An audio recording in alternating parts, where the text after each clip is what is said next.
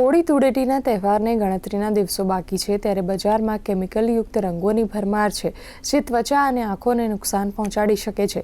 ત્યારે સુરતનો એક પરિવાર 35 વર્ષથી ઓર્ગેનિક કુદરતી રંગો બનાવે છે અને લોકોને સુરક્ષિત ઉજવણીનો માર્ગ બતાવે છે।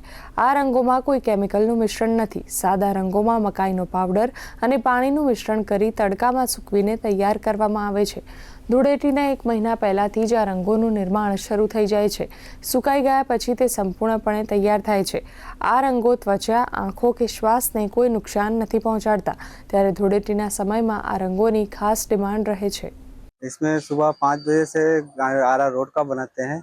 सुबह 5 बजे से चालू करते हैं मिलाना, घोरना, फिर सुखाते हैं, फिर कपड़े से चाल के सुखाना, सारा दिन लग जाता है इसमें। कलर और आरा रोड और पानी बस 3 चीज मिलाते हैं। मेरे पापा पहले बनाते थे, अभी हम लोग बनाते हैं। पापा भी रहते हैं लेकिन आज 30-35 वर्ष हो गया है इसको बनाते।